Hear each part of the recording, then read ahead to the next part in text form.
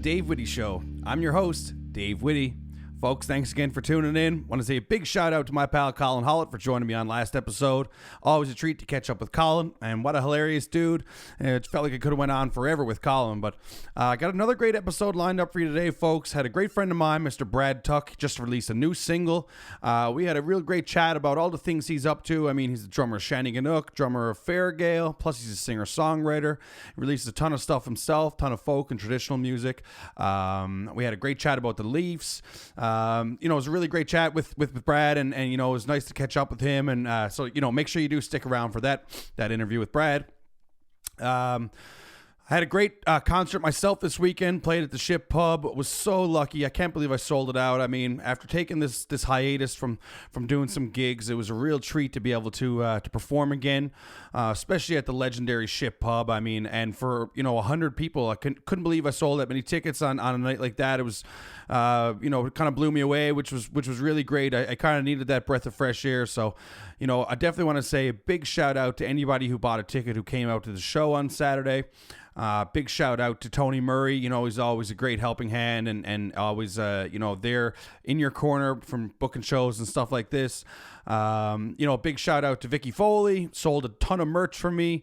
Couldn't believe the job that she did. So, just a big shout out to Vic and to Tony and the staff at the Ship Pub and to everybody who bought a ticket and came out and sang along. I got to say, I really, really enjoyed myself, guys. It was a ton of fun. And it was great to kind of get back in the saddle. Got a bit of news myself. I mean, I got a new single coming out December 4th. New song called So I'll Go. Features a bunch of great musicians and artists in the city. Recorded with Robert Kelly. We actually recorded this song about a year ago, and I've been kind of sitting on it for a while. I was thinking it more kind of felt like a winter song to me, so I've been sitting on it all summer, and just really excited to get this one out. It's a bit different for me. Got a great vibe. It's upbeat, and Nick Earl's ripping some slide guitar in it, and just a really, really upbeat, fun song. So, keep an eye out for that. Keep an eye out on my social media channels for the pre-save and the downloads and all that stuff. So, but December 4th is when the official single comes out. Actually was lucky enough to jump on with Greg Smith on VOCM just last week and previewed the song and got to chat about, all the cool things that were going on. Big shout out to Greg. And speaking of VOCM, keep an eye, and an ear out for the a great event that they put off every year that Greg asked me to be a part in. Actually shot a couple songs recently for that, so keep your eyes peeled. There's no official date set on that, but when it does, you'll be the first to know. I think there's a ton of different artists involved, so really, really cool project, and I'm very, very lucky to be a part of it. So thanks to Greg and VOCM. Once the Ship show was finished up, now we're heavy into Christmas. It's getting ready here to pitch this Tibbs Eve show. I mean, it's a great show I always put off every year. December 23rd at the Rock House. If you're unfamiliar what Tibbs Eve is the day before Christmas Eve. I mean, especially if you're listening from outside of Newfoundland. Most Newfoundlanders definitely know this one because it kind of represents a day to get together with your family and your friends, get together with your friends and get out and have a few drinks before, the Christmas season where you're kind of hanging out with your family for a few days. It's a huge day in Newfoundland. It's always a massive party. I've been putting off this show at the Rock House for a number of years. Tickets will be on sale soon. Once again, keep your eyes peeled on my social media, and I'll have all those links posted and all the event details. But as of now, December 23rd, the Rock House, it's all a go. Really, really looking forward to that one. Got the full band. Going to be my first full band gig in almost a year. Got a great opener, and it's just always a fun time at the Rock House. Always great to get everyone together over the holidays, and it's a great kickoff to the Christmas season. What else is going on here? That's pretty much for my music stuff. That's what's going on. Obviously, was really excited about the show at the Ship, and I'm really pumped about Tibbs Eve. Other than that, I've just been, kind of just dibbling dabbling on some new stuff that I've been writing myself, and kind of got a little plan in works for after Christmas to get some new recordings done and hopefully get a either a new EP or a new record going. That's the plan right now. I'll definitely keep you posted on all that stuff. Obviously, been watching a ton of sports. You know, the Packers in the NFL. My team, they had a great week this week. Shut out the Seattle Seahawks. Rodgers came back after that weird COVID thing where he kind of pretended like he was vaccinated, which kind of makes me feel a little weird about Aaron Rodgers after, you know, being a big fan of him, which I am a fan of him, but something that it's making me feel a little odd about. I mean, just kind of lying about the vaccine and I don't know. And saying some Joe Rogan stuff. I don't know. It seems kind of weird. But anyways, he came back this week and had a great week. Shut out the Seahawks, which is a big win, obviously. Been, you know, like I mentioned last episode, been watching a lot of Raptors and stuff too, which is great. Scotty Barnes is looking incredible. It was a tough loss last night against Portland, but I mean, they're still a young team, still lots of work to be, you know, it's still lots of work to do, and, you know, it's still an exciting team to watch. I think everyone's really excited with Scotty Barnes, and it'll be good to get Pascal Siakam back heavy into the lineup. I mean, once he returns, I think it's going to be a bit different a team. Obviously, watching the Leafs. The Leafs are back on a bit of a winning streak, which is great to see. Peter Mrazek's injured. Jack Campbell's been great. The lines are all rolled up again or switched up again here. I mean, me and Brad had a great chat about this, so I won't dig into the Leafs too much. Another real cool thing I've been paying attention to, guys, is the men's Canada soccer team played last week in Edmonton. They won. It's so funny to me that this team is, you know, the home games are in Edmonton in November, because I know it's a Canadian advantage, but last week the weather was chilly. I think it was about minus, or you know, around 0 to -2 kind of thing. Everyone looked pretty cold, but I mean, when you guys are listening to this, the results will be up, but you know, I'm recording on Tuesday here, and there's actually a match tonight, Canada versus Mexico, and it's looking like, I think today it was like 20 or 25 centimeters of snow fell in Edmonton, and it looking like around game time it's going to be about -15. So I'm really looking forward to checking in on that match and seeing how that works out.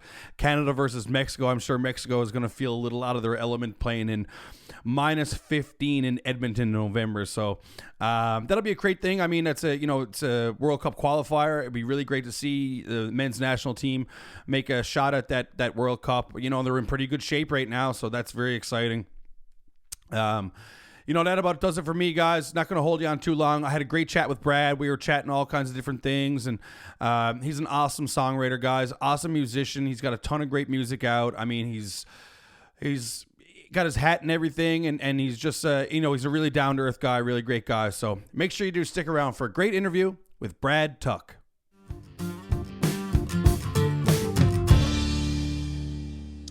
And I'd like to welcome Mr. Brad Tuck to the podcast. How you doing, Brad? Thanks for joining me today, man. Good, buddy. How are you? Long time no see. Yeah, man. I'm doing great, man. All is good over here. I had a great gig the weekend, and it was nice to kind of recharge the batteries and get out playing some tunes for some people. I know you've been really busy yourself, man. I know you got a lot on your plate. You just released a new single. First off, I mean, you know, what's the reaction kind of been since you dropped the new single? Oh yeah, man, I'm blown away. It's been absolutely unreal. Like I've been telling some people, like, this is probably the most proud I've ever been of any song I've written. So to have it all come together and to release it and have people, you know, message and comment on it and stuff and say some really nice things, it means the world. It gives you more motivation to keep writing and to keep going, right? So it's been great. Yeah, I can relate to that. So the single is called Red Violin. It's an original song of yours. I mean, you shot a great video for it upstairs, Brody Malloy's, which is, it's just like one of those most iconic spots in Newfoundland. I mean, it's funny that they've never quite, before we get into the song, but like just talking about that space at Brody's, it's funny they've never quite utilized that and turned it into a bar, but it's also been a great backdrop for so many different things. I mean, I know you shot a video there. I think I actually did an episode of This Old Guitar with Larry Foley a number of years ago. He did a whole series up there, the whole season up there. I know Justin Fancy he did the Grammy things up there, because it's just such a neat little backdrop. I mean, with the bricks and all that stuff, right? I know. I hope they never develop it, but it's too nice. No, but I think it's been like in talks to be developed for years and years, and it's never happened, right? But man, what a beautiful spot. It's the perfect location for a video. Like, really sets a certain mood. Like, I'm sure it wouldn't work for some things, but everything that I've seen shot there is just perfect, right? Yeah, I agree, man. It's just this big, huge open room. Like, it's I mean, the Yep. ceilings are like 40 feet up there in some of the parts because it's Oh, kind of like a sure. big section with a half section up top, right? There is, yeah, and we couldn't quite get like we shot a video for Jacob Lewis, a friend of mine, a couple years ago, and we went up to the next level again. But this time there was like they had everything barricaded up there, and I guess they're doing some construction work or something up there. But the room we shot in, you're right, man, is like massive ceilings, and there's like ladders all around and tables and dusty chairs. It's perfect, right? Well, man, I actually worked at Bridie's. I mean, that was probably let's say 2009, maybe 2010. I worked on the bar there. That was before I ever Okay. played music downtown or anything. And I remember hearing a story that there's a bar up on that very top section that you mentioned with Jacob's video up there.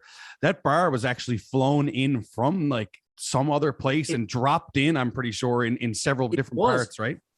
I heard it was like something to do with a ship or off a boat or something. Yeah, Did you because hear it's that? beautiful and it's just like, Right, I mean, it's gorgeous. Yeah, it's kind of a shame because it's just like old coffee cups sitting on it and shit, paint cans. I know, but yeah, I know. Like, I do think eventually you'll see something kind of happen up there because it'd be an amazing space for like a music venue It in really its own would. right. Yeah. At the same So time, let's dig into the song a little bit, Brad. I mean, it's an original song yours. The title is called "The Red Violin." I want to ask you about the story of the song and kind of the origin of where it came from, and you know what your thought process was when you were really you were putting it together. Yeah, so typically if I have like certain phrases or titles or something, I'll just keep a memo log on my phone. If I hear something that sounds cool, I'll just say, oh, just write that in there. Maybe I'll come back to it at some point. Maybe I won't. But anyway, I was just kind of flicking through those memos about a year ago, and I saw a title, "The Red Violin," and I was like, that's kind of there's something can be told there. Like there's something there. So I just started kind of coming up with a bunch of ideas, almost like back in school, you do like the tree and you start whatever that was called, sprouting off ideas. And it was around Remembrance Day is what it was last year. So it ended up going down that road of an old gentleman working at a bar in Ireland, and a patron walks in and sees a violin on a shelf and asks the bartender how that ended up there, type thing. And as the story gets told, it's the bartender's old fiddle. He went away to war. When he came back, he had an injury, couldn't play anymore. So the violin was just kind of laying on a shelf, right? So it's a bit of a somber tale, as I've been telling people, but at the end, it wraps up nicely with the violin getting a second chance at life. So yeah, it's quite it's pretty long. It's I felt like it was just kind of going for. I wrote it all in one night, and by the time it was all over, I was like, man, this is probably too long. But as I tried to kind of cut it down to that typical, 3.5, 4 minute window that everybody's searching for, I felt like I was cutting out integral parts of the story, and I didn't want to do that. So I figure every now and then it's okay to have a longer song and that tells a story. So I'm glad I just kind of left it as it was. Yeah, I mean that's a challenge. I find that myself sometimes. I mean, I'm one of those people too, Brad. I mean, I write long songs sometimes, and then I find it hard to go and cut apart. I mean, because if you want to cut a song, I mean, for the general population, probably don't realize this, but it's hard to. You can't get a 5-minute song on radio, or it's harder. Maybe local Newfoundland radio, you might get away with it occasionally and stuff like that. But I mean, if you're trying to get any popular radio, they're not going to take a 5.5-minute song because it's just too long, right? That's 2 songs for them essentially. It is, yeah. Like you say, you're trying to get around the 3-minute mark, and so how do you balance that struggle? I mean, you got to just kind of pick and choose, right? You have to come up with. I mean, you have an idea and a concept, and you have to say, all right, well, we're either going to roll with this or we're going to cut back and cut out integral parts of the song. So it's a challenge, right? It is. And like, I didn't just want to jump into the song starting with like, no, here's the violin and Buddy's gone to war and everything is happening. Like I wanted to set it up, and that's kind of where I came up with the idea of the guy meeting the bartender at the bar and asks him about the violin, and then he tells the story from his point of view. So that's 2 verses there, just kind of setting it up, right? It's like, so I mean, if you want to trim the fat, maybe you cut all that, and now the song's 3 minutes. But I didn't want to. I figure every now and then it's okay to have something that, is really for the music lovers and that type of thing, and so I just left it. Yeah, and absolutely, and I mean, especially with folk music, I mean, folk music generally tells a story a lot of times. I mean, this song obviously tells a great story, and I think that is. It deserves to be told. The story deserves to be told, and not have the fat trimmed off it, like you mentioned. I mean, I think that's kind of the struggle. I think, especially with with the way music in the music industry is going and pop music is, I mean, I don't know if there's really any a whole lot of weight to a lot of music anymore, especially, you know, outside of the folk genre. It's a lot of just, you know, pop and dance and whatever kind of get your head moving, but there's not really a general story. So, I mean, it's great to really be able to tell that story. And I think that people would rather it that way, especially, you know, in folk and traditional music. I think so too. Like, and I tend to appreciate basically every type of music, but a lot of the like the modern pop and stuff you hear on the radio, like I call it disposable music because it's here one day and it's gone the next, and you never see it again. Type thing. It's just like it's the biggest song in the world one day, and then it's gone, right? Whereas I feel like some stuff like down to folk and trad avenues and this kind of stuff that tells stories, like it has some longevity to it, and in 100 years' time, like hopefully that kind of song is still being told, right, and being sung. So I think there's something to be said about that as well. Well, I mean, both as people who, you know, we've both sang a ton of Newfoundland traditional folk music. I mean, you can just think of the songs that people are still singing up and down George Street every night. You know what I mean? Yeah. Like songs that have been around for years and years that will continue to be Right. sung for hundreds of years because they tell a great story. And I think that's the whole Yeah. point of it, right? Yeah, I think so too. And I feel like there's almost been some kind of like a resurgence in folk and trad music. Like I've talked to some guys, like they were playing on the street 25 years ago, and it was kind of faux pas to be playing that kind of music. It was kind of, you know, not trying to hide it, but it wasn't. I mean, you walk in any bar on George Street now, and there's like remixes of "Heave Away" and all these old songs, you know, like old Great Big Sea songs. Like, so it's pop culture now. It's in a mainstream type thing, right? At Yeah. least here in Newfoundland. I can't speak for anywhere else, but No, yeah, absolutely. And I mean, and that's the culture that me and you are both in. I mean, we're both right in the middle of that. So that's kind of what we see. For anybody yeah. who's watching on YouTube right now, you'll probably notice, Brad, I'm assuming you're in your home, you're at your house there now in a home studio, right? Yes, I am. Yeah, yeah. Down So in the I basement, wanted to yeah, ask you in the home about studio. I wanted to ask you about the production of the Red Violin and a lot of your songs because I know that you do a ton of the work yourself. Can you speak a little bit about that and more so, especially the latest song? Yeah, sure. Basically, well, the Red Violin is basically the same as my first two records and everything I've done. It's all basically done here, and I play all the instrumentation on it except for the fiddle. And I get a great fiddler by the name of Ray Legier from New Brunswick. He's like an award-winning, just amazing musician. It's not just the fiddle; he can play just about anything. And I met him online actually, and he's nice enough to do the fiddle tracks for me on all my stuff. So he laid a great track on the Red Violin. And actually, when we shot the video for it, I was able to get a bunch of my friends here from Newfoundland to join me and kind of take a verse each. Which, you know, with it being a long song, I thought maybe having the 4 or 5 different fiddlers, it kind of kept the video moving. It felt like something was always happening, so as to not lose the viewer's attention, right? So I think that worked out great. But yeah, as far as the production, I do find it challenging sometimes with stuff being self-produced. You're kind of in your own head a lot, right? So sometimes it's nice. It's good to have friends in the music industry as well, as you can, I'm sure, speak to people to bounce ideas off and kind of send it out before it's done and say, what do you think about this? And I can credit a good friend of mine, Andrew Rogers, who you know, obviously, and Patrick Moran plays fiddle with us in Shanneyganock and a few other things. Both guys gave me the same feedback. They said, you know, don't leave it as it is, man. Don't cut it. Like, you know, because I was kind of going over that with them.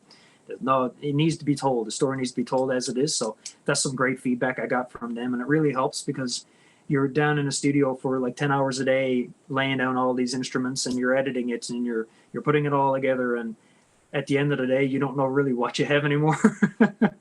So anyway, I'm lucky enough to have a guy, Peter Green, who you know as well. He done the mixing and mastering on it and just a great job on it. So it's nice at the end of the project to send it off to somebody else to do the mixing because by that time your ears are too tired. So Yeah. but You know, overall it worked out great. yeah, no, absolutely. I mean, I always find that challenging myself. It's like when you're recording stuff, I mean, and you're doing stuff at home and like you mentioned, your ears kind of get tired and you start hearing things and then you think you're hearing things and then you're going, oh, I don't know if that's right. But at some point you have to just Exactly. be content with what you have, right? At some point you have to just be like, all right, this is it. Oh man, you could just work on something for years. At some point you just gotta, like you said, let it go and let the world kind of have a look at it, right? But no, I'm really happy with how that one turned out, and I'm about halfway through a full record right now, so that song will be on it as well. So hopefully have that out by the spring. But playing all the instrumentation on it, and like you say, editing and everything, it takes so much time, right? It's been a busy few months. So hopefully by the spring we'll get that one out. It's also, I would imagine, pretty rewarding to be able to do that though, and be able to work on it kind of at your own pace, at your own leisure, at home too, right? Yeah. Oh, for sure. And that's the biggest pro for me. Like I know there's better bass players than me. There's better mandolin players. There's better everything. But just being able to kind of do it, and it might take me a day and a half to kind of work out a bass part to get it the way I want and to really lock in on it right. Whereas I can get just great bass players on the island. I got great bass player friends that could probably come in a half hour and cut it. But trying to line up schedules and then it's taking their time, and stuff. So at the end of the day, it's just easier for me to come down here at my own leisure, have a cup of coffee and work it out and lay it down when I get it right. So, And the other side of it too is, I mean, you're a musician. I mean, it's you want to make sure that everybody is compensated fairly and all that stuff. And that is, recording is a big expense. Yeah. So if you could manage to do any bit of it yourself, I mean, if you can pick away at different parts yourself, I mean, that saves you a couple dollars, especially in this day and age, Brad, where music is, it's mostly streamed and it's digital. And so it's got to be, you got to kind of pick and choose your battles on who you're going to get in and where you're going to allocate your money. 100%. Nowadays, basically, you're paying all this money to make a CD, and it's almost like a calling card. It's like a card you give out to people, right? It's like selling CDs. It's a lost art in that sense. So you're basically making a record. Hopefully, it gets some attention. People like what you're doing, and you can get some gigs out of it and that type of thing, right? And as you can once again, you can attest to it. It's not really making music is a passion thing for us. It's what we love to do. I'd almost pay somebody to let me make music if it came to that, so it is what it is. It is what it is in that sense. But being able to save money on studio costs, hiring musicians, like you said, it's a big save for sure. Yeah, absolutely. You mentioned Shanneyganock, Brad. I know you are the drummer for Shanneyganock. I think you've been with the guys now a few years now. Like, how's that process been? I mean, obviously you're also the drummer for Fairgale, which is a rock band. I mean, it's two completely different genres. But I know that your heart is, you love traditional and folk music, and I'm sure you've been a fan of Shanneyganock over the years and stuff like that. So I mean, when you got that opportunity, it must have been a real treat, but it must have been quite a transition for yourself to kind of move into that role, was it? Oh, absolutely, yeah. And it was just as I was working on the release of my first album, solo album, the Trad. I just had made that transition back to that world, and I got the call from Shanneyganock to kind of, they were looking for a drummer at the time, so we did some rehearsing and went on the road with the guys. It's been 4 years now, and it's like you said, it's been quite a transition from that drumming for a traditional band as opposed to drumming for a band like Fairgale. It's night and day, right? I have different setups, and when it comes to it, I have different pedals I use. It just allows you to play certain types of music easier, right? But I learned a lot, right, jumping into that band, and as opposed to, playing big stages and big audiences. It's been a great 4 years for sure. Another great thing I noticed, obviously I've seen you perform with Shanny over the years, a few times. Another great thing is you always manage to slip a couple of your own songs in, even on the kit. You're back there singing a couple, you always do Rise Up, which is always, that must feel like a real treat that, the guys like that song and they want to incorporate that into the live set. I mean, that's pretty cool, right? Oh my God, absolutely. And it's almost been right from day one, like from that first year that I released that single, and Chris said, why not, let's play it live. And right from that day, like, I think it was 2 years ago on George Street, we opened the show with it. Like, here's Shanneyganock, here's the first song, let's play Rise Up, right? I was like, oh, all right, sounds good. Like, it's quite a treat for me, a song I wrote in my basement 4 years ago, and people reacted to it too, like, and singing along with it. It's pretty. Man, it is a very catchy song. Don't get me wrong. I mean, I always have the Irish Newfoundland show on the weekends, and I'm always listening to Jigs and Reels and all those shows and Homebrew. And I mean, it always comes on, and it's like 4 p.m. and I'm going, doo-doo, doo-doo, doo-doo-doo-doo-doo. No, it is. It's a great tune, man. Really catchy stuff. And no, it's really, really neat, man. So I wanted to ask you a couple things. So Okay, 2018, you released These Waters. 2019, The Rocky Isle, and 2020, The Isolation Sessions. Can you talk about the isolation session? Isolation. That's hard to say. The isolation It is. I try not to say sessions. Can you talk it. about You got it. what that is and what that whole project was? Sure. So that was basically, yeah, I was written in the middle of the pandemic and I was kind of looking for something just to get something out there, some new music. And over the last few years down here in the basement, I've been just doing some multi-instrument videos and kind of track them on their own, do a video for it, put it up on YouTube, on Facebook and that type of thing of different songs that I like over the years. And people tend to, to really gravitate towards it and they all got good responses. So I just took some of those songs that I had done. I saved all the recording projects, remixed them, remastered them, and then put them out as this compilation during the pandemic. And I think it was Beeswing was the last one I did. I did a version of that right before and put that on there as well. And that was, yeah, so that made up the 5 or 6 songs. And that's about all it was. Just a compilation of those videos. I'm just looking at it here now. I mean, a bunch of great tracks on this one. Yeah. I mean, Beeswing. I mean, this song's becoming just a staple in Newfoundland culture right now. I mean, it's one of the most popular songs in Newfoundland. I mean, you go downtown any night, you hear a number of people singing it. People love to hear it. I mean, I play it. I mean, people are always asking me to play it. Version. Yeah, exactly. I mean, you got O'Brien, which is an unreal song. Have you ever fell in love? Neil O'Leary. I mean, wicked tune, and classic like Go Lassie Go and Stan Rogers Fogarty's Cove. I mean, just a great selection of songs on that one. Yeah, I appreciate it for sure. Yeah, there was that O'Brien song, and that's Darcy Broderick's version with the Fables is something else, right? So I took a crack at that one, but it's an acoustic record, or an EP. I guess it's not a full length record, but it's all acoustic, just a vocal and a guitar and a little bit of percussion and that type of thing. So it's different from the other 2 full length records, right? Yeah, absolutely. No, and it's great. Another song I wanted to ask you about was, Christmas coming up, The Lights Support a Grave. Can you talk a little bit about that song? Is that an original song of yours? Yes, it is. Yeah, I wrote that one last Christmas and released it. It's obviously all about a little community in Newfoundland, Port of Grave, and every Christmas, all the fishermen light up their boats with Christmas lights, and it's become quite an attraction in Newfoundland. It is, yeah, which is beautiful, by the way. If anybody from outside the province is unfamiliar with what we're talking about, just take a second and Google it right now. Type in Port of Grave, the lights, the Christmas lights is a really, really cool thing what they do. I mean, sorry, go and you can finish up there. It's like you said, it's an attraction basically for in Newfoundland and beyond at this point. So I just thought it'd be a cool thing to write a Christmas song about. I love Christmas, and my family loves Christmas. It's a big time of year in our house, so I thought it was time for me to write a Christmas song. So that's the topic I chose, and they were great about it. I reached out to the crowd in Port of Grave and the boat lighting committee, and they provided me with some pictures and some video and stuff, and between all the jigs and the reels, we turned out a nice song, I think. So yeah, no, it is. It's beautiful and a great video too. It really showcases, the lights and the boats and Christmas too, which is obviously a very special time in Newfoundland. I mean, I don't know if, I mean, Christmas is special, I think, all around the world, especially, obviously if you celebrate it and if you're, if you have a big Christmas family, but it seems like Christmas in Newfoundland is just something else. Like it's already ramping up here. I mean, things are starting to get underway. I mean, if people got their lights up and trees up, but it seems like Christmas at home is just like a really, really special occasion.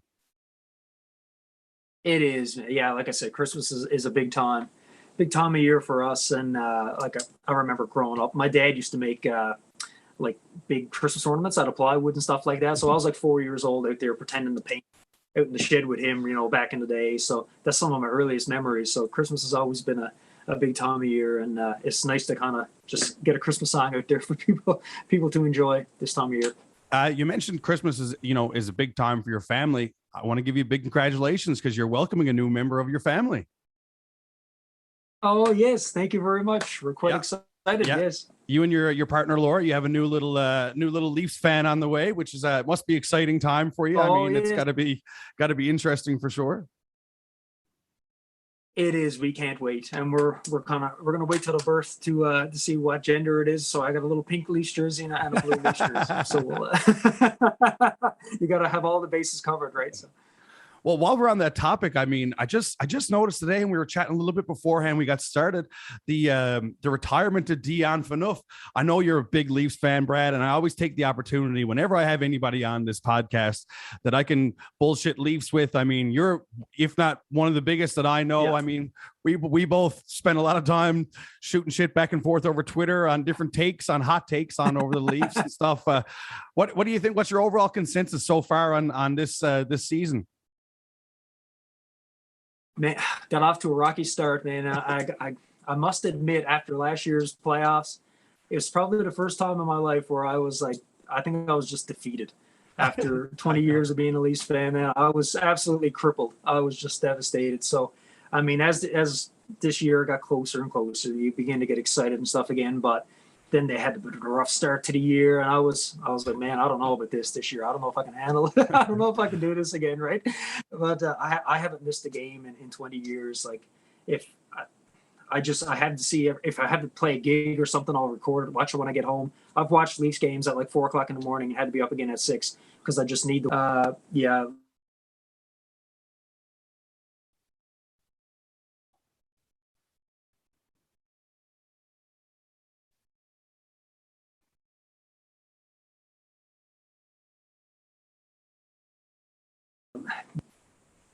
Oh, I might have lost you there for a second. We got you back.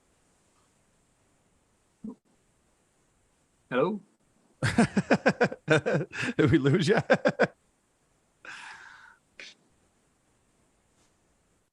Oh, we're back. Hey, there we go. That's all right. Yeah, that's the technical difficulties of filming a podcast at home. That's how that well, goes. Sure.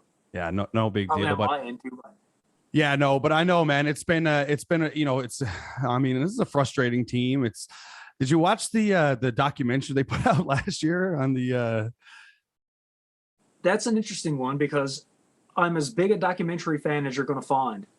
And leading up to all that, I was like, I cannot wait to see this documentary. And then after the way it ended last year, I cannot bring myself to sit down and watch it. Like, and I have Amazon Prime, it's right there, and like every now and then I'm like, I should watch it. I can't do it.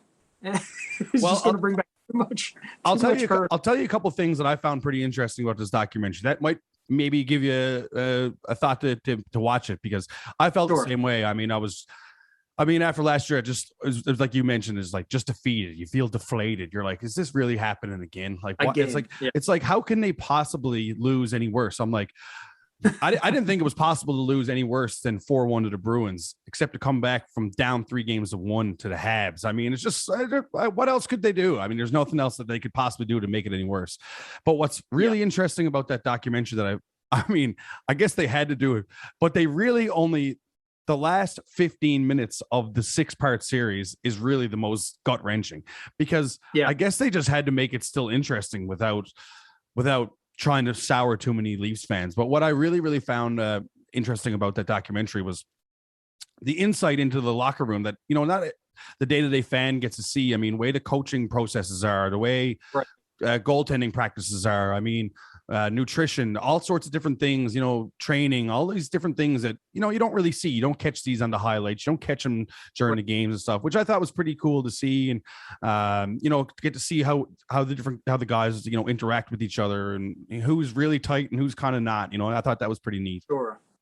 Yeah. And that's my favorite type of documentary, is like the making of a movie or the making of an album. Like, I love all the behind the scenes stuff. So that's why I was so excited to watch it. I don't know why I just can't get the nerve up to sit down and start that over and go all the way. It's like, I need to keep moving forward and kind of put that behind me. But I think at some point I'm going to have to kind of give it a go, because I enjoy it too much. Right.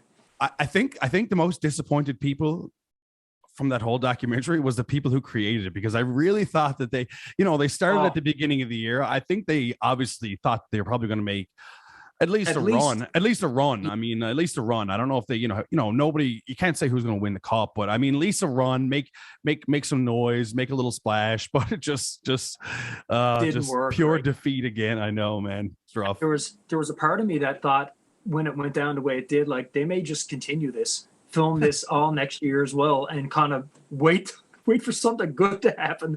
And then kind of, if it takes 2 years, right, put it at the end of this year. But I mean, I guess they couldn't do that, you know, it costs a fortune, but I don't know, man.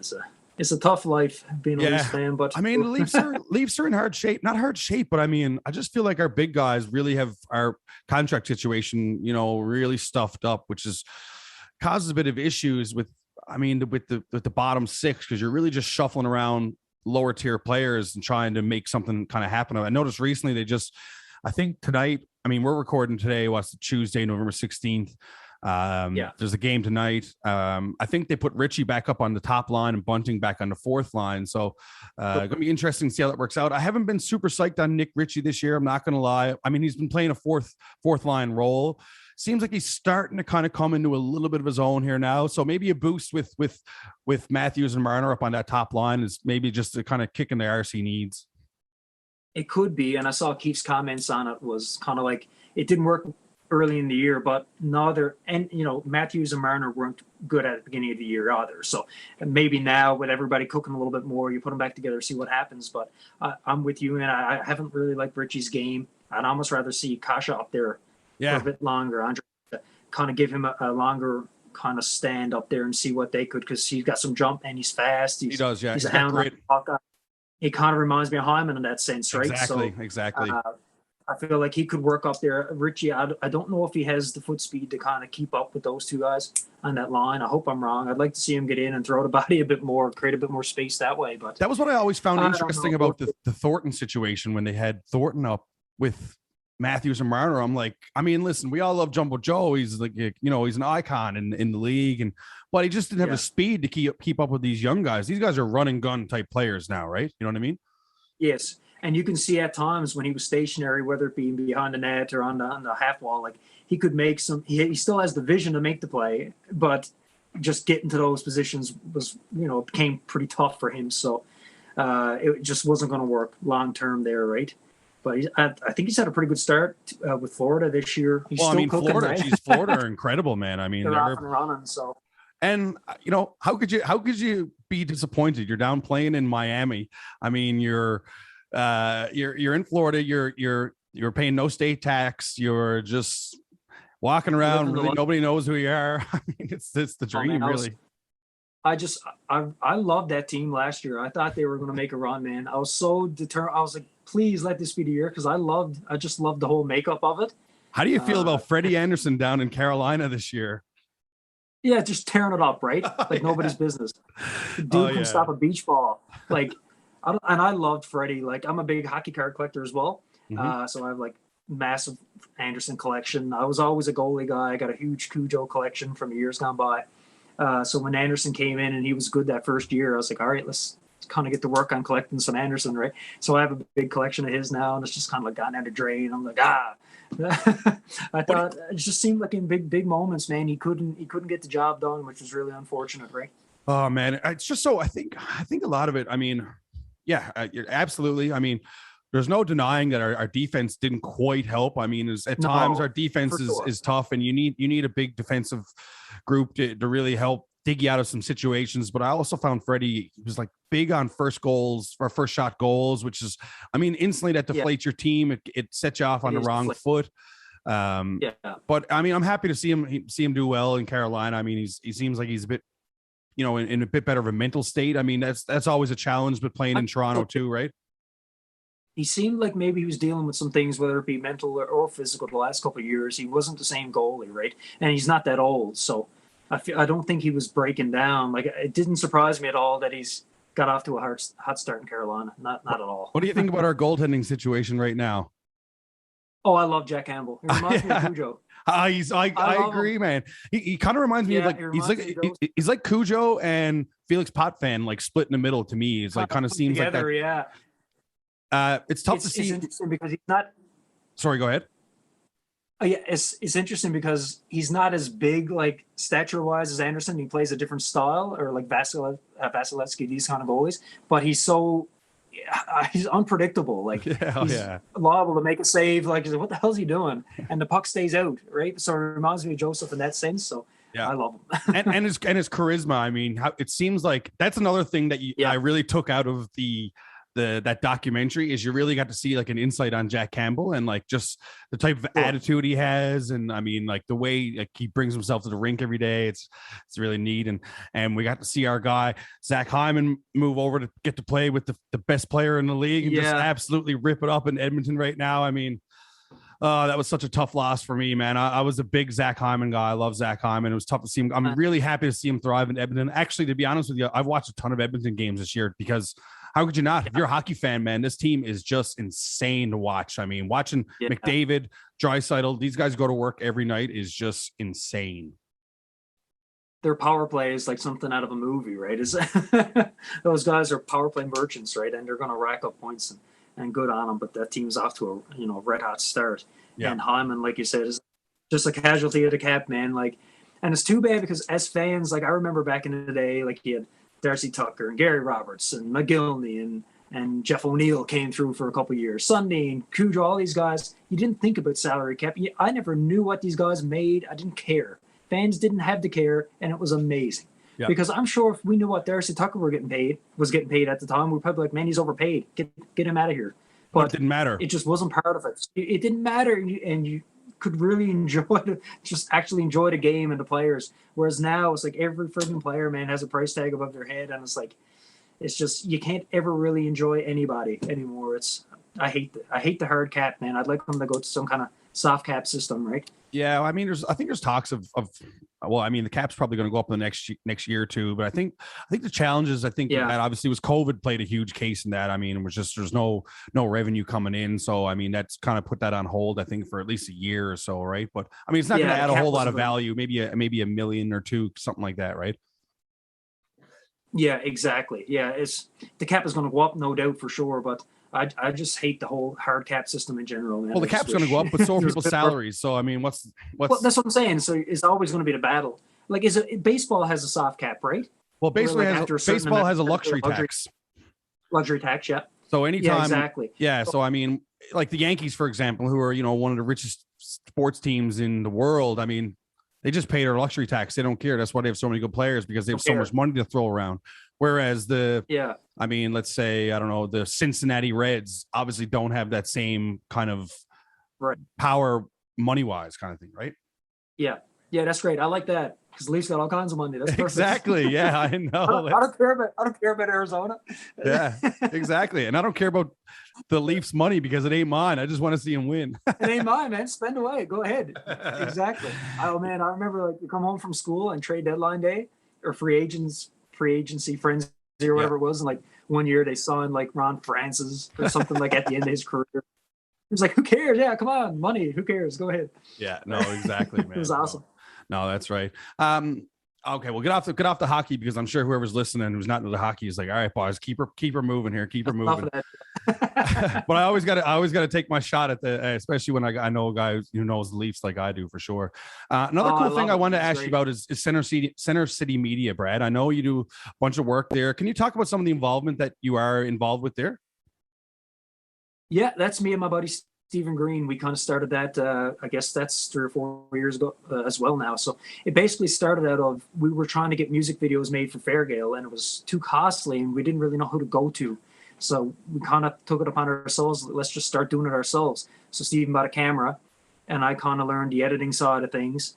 And between that, we did a couple videos for Fairgale as we were getting started. And then we started branching out and doing music videos for other people and our friends here in town. So we've been, it's been a slow build, man, right? And we've just steady climbing, and now we're quite busy. Like every I mean, you're cooking now. I mean, tons of everything I see is got the name on it, which is great. And I mean, it's not only just, listen, it's great work. I mean, the videos turn out great. I mean, they're shot, edited, they look fantastic. I mean, everything about them is really, really great. I know you guys have been doing a ton of work with Justin Fancy, who's just been blowing up and doing a ton of different stuff. I mean, all kinds of different videos and stuff, which is really great to see. So, I mean, hats off to you guys for kind of taking that initiative and really jumping at something different. Yeah, it's been a great thing for me because I really enjoy it. I didn't think I'd ever be somebody working in video editing or that type of thing, but it's one of those things where I don't mind tedious work. Yeah, sorting through a bunch of footage and putting together, a video or It's quite tedious, but I enjoy it. So, and I've been doing some work as well with Roger Monder of Upside Down Films, and he's a big name here in town, and does a lot of corporate things, documentaries and stuff like that. And he got me in to do some documentary editing and stuff like that. And so I've been quite busy with that the last year and a half as well. And that's been really fun because, once again, I love documentaries. So to be able to kind of be behind the screen and put one together, it's been quite a rewarding experience, right? Yeah, no, right on, man. That's awesome. So, okay, you're the drummer with Fairgale. You're the drummer with Shanneyganock. You got your own singer-songwriter type thing going. You're doing editing for Center City. You're involved with a whole bunch of different projects. You just put out a new single. What's next? What's next for Brad Tuck? What's coming up? What can you tell us? What's in the books? So in a week's time, we're heading up to Labrador with Shanneyganock to finish our Arts and Culture Center tour. And then we have all the Christmas shows and stuff that comes this time of year with Shanneyganock. And then once the new year starts, I'm back in the studio to finish my record. Hopefully have that out in the spring. Fairgale has a new record coming as well. Hopefully we'll have that out in the spring. I'm not sure if Shanny has any. Yes, Shanny has a new song coming out as well. Whether it be, I guess it'll be before Christmas. A great song written by Patrick Moran, actually. So we just recorded that here in the studio past week. So that's coming as well. Not to mention a couple other recording projects I have on the go, and a steady stream of video work. So, and a little baby coming in early March. So it's going to be a busy few months. So I'm looking forward to it. Oh, that's awesome, man. Well, maybe when all that stuff drops, maybe in the spring or, maybe early summer, we'll get you back on for another chat and we can talk about some of the projects that have been, hopefully at that time released, and we can talk about, some of the successes that have come from them. Really, really appreciate you taking the time today, Brad. It's it's always a treat to catch up, man. For anybody who's at home listening, wants to find Brad Tuck, where can we find you two online?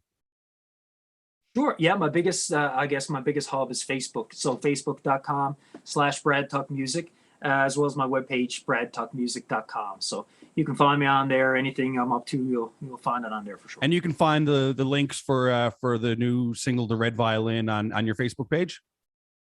Correct. Yeah, I should mention that as well. Spotify, Apple Music, and all that stuff. All the links are on Facebook. If you just search Brad Tuck in those apps, you'll find it as well. So it's all on there.